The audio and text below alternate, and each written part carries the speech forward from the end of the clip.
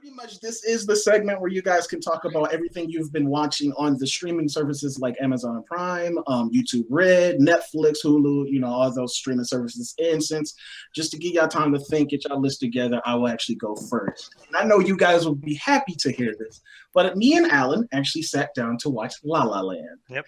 And yeah, exactly. And I gotta say, it's actually a really good picture. Like, I actually really like the movie dearly. And I kind of knew that going in because, like I said, I'm kind of biased towards musicals anyway, because most musicals I have seen I like, because I just like that type of genre of movies. And I will say this, though, like, it does have its flaws here and there, but it's actually, like, certain scenes, it's just fucking beautiful. Like, the whole observatory scene where they're like just dancing on the stars and stuff like that. Yeah. Like, shots like that. The cinematography too in this movie is fucking amazing. And colors. This movie has a really big thing with colors. Yeah, the colors. The colors. Everywhere, like every other rainbow. Like, yeah, it's just like really everything with the movie and the singing. Like, a lot of people said that they're not the best singers. What is his name? Ryan Gosling and what is Emma Stone. Emma Stone. Yeah, they were saying like they're not the best singers, but I actually thought they did a really great fucking job with the whole singing and stuff like that. Like, one of my favorite musical numbers, thinking back to the film, is actually "What a Waste of a Beautiful Night" when they was actually dancing. That whole just number was just fucking amazing too, and just how like the whole little all the girls and guys. I love that song. it's really good. It's like, and I just like their chemistry too. It's just like, oh, I'm not into you. Oh, I'm not into you either. So what a waste of a. Oh man, it's really great, man. It's really great. But I will say this, and it's kind of funny too, because when you're watching the movie, the first half, it takes a turn. Right when I had said it, that's when it was just like, okay, I get it. But this movie it's not up its own self, but you can tell that it wears its inspiration on its sleeve, like the 50s. You kept seeing colors, the 50s. Like, it had the whole posters in the background where you had like Marlon Brando and stuff like that. And I even, like, Alan can even back me up on this, but I was just like, I get it. That's your inspiration for this movie. Like, they kept doing like transitions. I mean, soon as the movie comes on, it does that whole cinescope thing too. Like, I thought somebody was gonna come out. This movie is brought to you by Beautiful Color. Like, I thought like 50s announcer was gonna come out and say that shit. But like, soon after I said that though, like exactly soon after I said, find your own identity. Stop being so much reliant on these old movie tropes because, that's your inspiration. Soon as after I said that, the movie did kind of take its own turn and did find its own identity. It still had those inspirations in the background, but it kind of woven those into its DNA and did a lot of creative things with them. Like I said, the musical numbers, the music itself too. That's why I like the movie so much, man, because the whole time before watching it, I was like, this is going to be them jerking off singing in the rain for 2 hours. They almost do that for the first half. And it is, but at the same time, it's not directly doing it. You can clearly see that it inspired it, but it's doing its own shit. No, like the whole like the little inspirations in the background, like the whole thing with the light posts. Like, you can tell that's just like an ominous like nod to Singing in the Rain. Like, when they was like walking after the party, when Emma Stone and Ryan Gosling, and when they started doing the dance number, What a Waste of a Beautiful Night. That was kind of like a whole Singing in the Rain thing. Like, he was swinging on the light post and everything. Like, it was kind of like that. But like you said, they took that direction and did its own little thing with it, and I love it. I really love it. So I'm sure Alan hated it. So actually, I didn't. Yeah, I walked into it, because I don't fucking like musicals. But I'm like, fuck it. I'm gonna, be bipartisan. Just gonna push my feelings to the side and watch it. And I don't think this movie's particularly deep, and I think it's too long. But it was like a roller coaster. It was a fun ride. But I don't think there's people are saying there's so much deepness to it. I'm like, I really don't see that. It's a kind of a cliche story of, I want to make it big. Oh, I have a dream. I made my dream. And then they have a point where it's like, oh man, you're just a sellout now. It's like, I feel like there's so much cliche, but I think the dance numbers kind of pull it up to it just being a fun movie. I don't mind myself actually owning this movie too. And the funny thing about it is, like, the movie was like really, really beautiful, but you could tell that they was just saving all that for the end. And I won't spoil it, but like, it's a certain point where they actually go to the bar.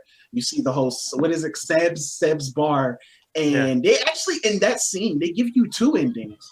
And it's just like, oh, you get to see it from this perspective, but you also get to see it from this perspective.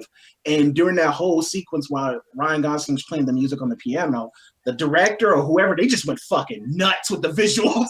Like they just went balls to the walls. But you know what? It's beautiful. It was beautiful. Now, if you guys ever see a film called The Umbrellas of Cherbourg, that was directly cited as an influence for that ending specifically. Yeah. Like throughout the whole film, it's like that. But Right. Okay. And the funny thing about it is like a lot of the Oscar nominations this year. It's kind of funny how they have this weird marriage because we watch Moonlight too. I don't know I think I already talked about Moonlight on here.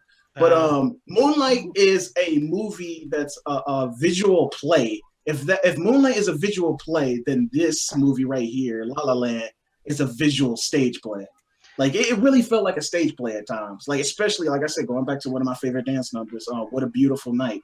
What a Waste of a Beautiful Night. That part right there really felt like a stage, like they was on stage, but you did like it was in the background. It was also one long shot, so it was like 5 minutes of them dancing throughout the whole thing. So. Yeah, it really was. Oh man, I really like it. I really like it. It's an enjoyable ride, and I think that's what it should be taken for. But I disagree that it's not that deep. That movie has a lot to say. And going off of that, what did you think though of the dialogue in the movie? Because in my opinion, I think that it barely manages to be a musical. Like it definitely is. You're so fucking out of your goddamn mind. Not saying this is a fucking musical. No. What he means is that there's actually not as many musical numbers as you think. Like there's there's a long stretch of the film where there's no musical numbers. No, true. It's still a musical though. A musical doesn't mean to be 100% a music all the time. I agree. But literally manipulate. We were making jokes. Like he wanted to get home at one point. We're like, oh, just sing your way home. That's how musicals fucking work. The whole universe gets engulfed in it. It had its cake and eat it too. Like it still felt like a concise narrative, but it also had those musical numbers and stuff like that too. And the funny thing about it is like soon as the movie opens, it lets you know this is a musical. I mean, it fucking opens with a big ass dance number in the middle of traffic. That's like the biggest number in the movie though. Like it's not every like musical scene in the movie is not like that, like in a standard musical. That's what I'm saying. Like it takes the musical genre and really turns it on its head and makes it made for film. And that's what makes the movie so fucking genius is that would not translate to a fucking play or on stage as well as it did to the camera. The only thing that scares me about this movie, and I haven't seen this, so like take my fucking words for, they're not worth a lot. Because like even Julian scared me when he said this. He literally told me, he's like, dude, this whole movie I did not give a fuck about. And then when it got to the end, it literally made me cry. Like this ending was so fucking good. I cried the whole time. Like I didn't really care. Like I wasn't in love with it. Like it hadn't like really sold me and like made me like fall on either side of the fence is what I meant. You need the whole product. Like you need the entire thing. Like I'm the type of person where like the ending really makes or breaks the movie for me. Like it can really fuck it up or it can just be like a really great way to close it. And the way that movie ends, like what Emma Stone says, like personally to me was some of the deepest shit I've heard like in any movie, and it relates to like me personally, so that's why it had such an impact on me. But that's the thing I get scared of, like M. Night Shyamalan films.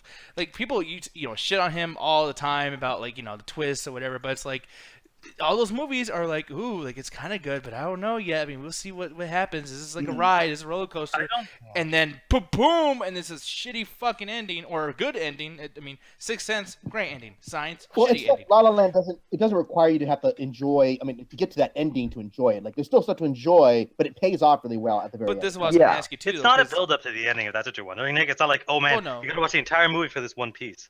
No, but that's the thing too. Is like no, that's why you watch a movie a second time. No, but like the thing, and thank you for saying that too, because that's the thing that I'm trying to get out here is like, is this a movie that you guys are going to go buy and then watch this over again multiple times, or is this going to be 3 times? I was with you, like Nick. Like that's the thing about this movie. It's kind of hard to see the perspective of like when I came out of it. I like this movie probably will win those Oscars. Like it might clean up because it just has those beats, those rhythms. It's kind of like me and you, Nick, watching like a really good wrestling match or promo with storytelling and stuff like that. It just does all those things that they know movie lovers love, and it's just like it does it in a really nice package. So I'm just like, yeah, I can totally see why somebody like Julian or Justin would like eat this shit up. Like me personally. I get it too. Yeah, like, but me personally, no. Like, cause I ask myself that too. I base every movie I watch, will I watch this again? And no, this will probably just be a movie that I go back and watch the clips, like the dance number that just really resonates to me is "What a Waste of a Beautiful Night." Like that, I will go back and watch it on YouTube. I won't buy the movie.